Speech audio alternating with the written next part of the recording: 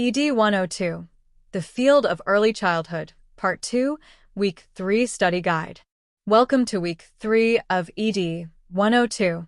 This week, we shift our focus to the heart of the early childhood field, the educator.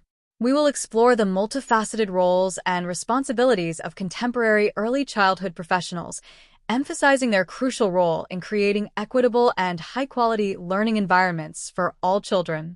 This week's topics will help you understand what it means to be a professional in early childhood education, the importance of continuous growth, and the collaborative nature of this rewarding field. Overarching learning objective.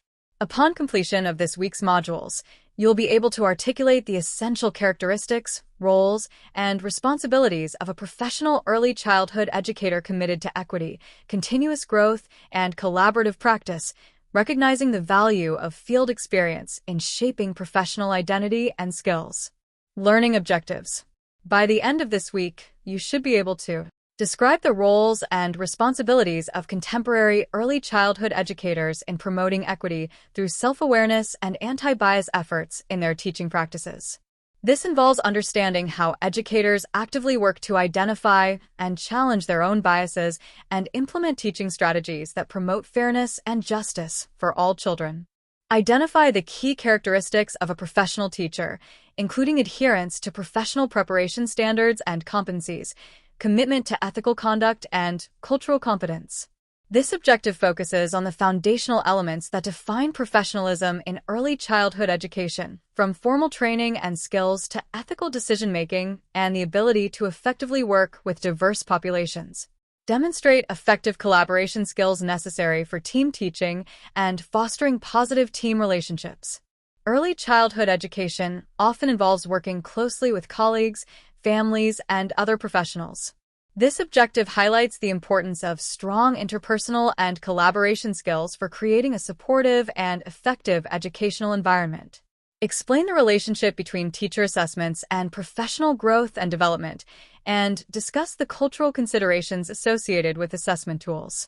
This objective explores how ongoing evaluation of teaching practices contributes to an educator's development and the importance of selecting and using assessment tools that are fair and respectful of diverse cultural backgrounds. Illustrate the significance of field experience and articulate the benefits of supervised teaching in professional development. Gaining practical experience in early childhood settings is invaluable. This objective emphasizes the role of field experience and the guidance of supervisors in translating theoretical knowledge into effective practice and shaping a professional identity. Key topics covered this week. Roles and responsibilities of early childhood educators.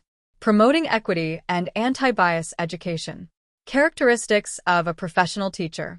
Professional standards and competencies. Ethical conduct in early childhood education. Cultural competence in teaching. Collaboration and team teaching. Teacher assessment for professional growth. Cultural considerations in teacher assessment. Significance of field experience. Benefits of supervised teaching. Key terminology to know. Anti-bias education, an approach that actively challenges prejudice, stereotyping, and all forms of discrimination. Self-awareness, in teaching the ability of an educator to understand their own cultural background, biases, and how these may influence their interactions and teaching practices.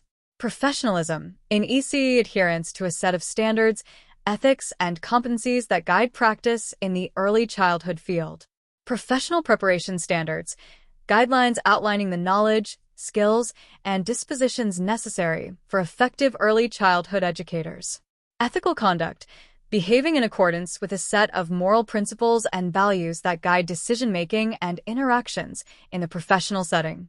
Cultural competence, the ability to understand, interact, and effectively communicate with people from diverse cultural backgrounds.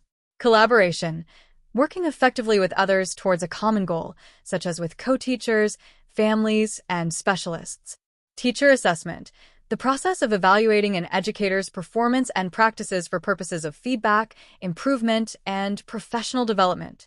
Field experience, practical, hands-on learning opportunities in early childhood settings.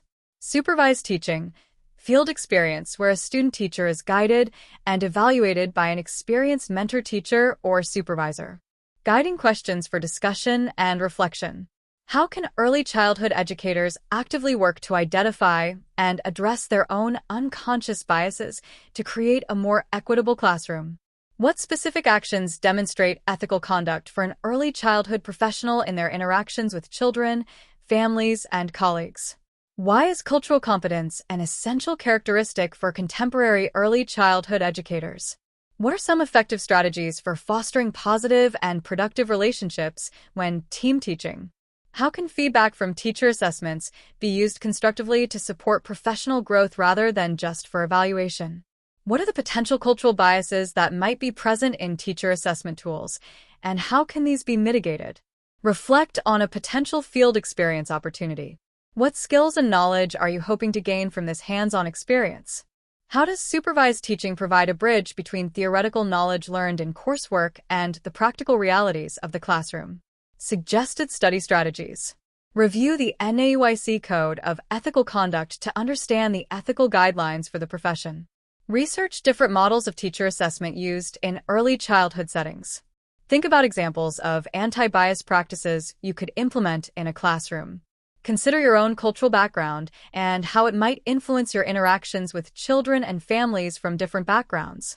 Practice communication and active listening skills that are essential for collaboration.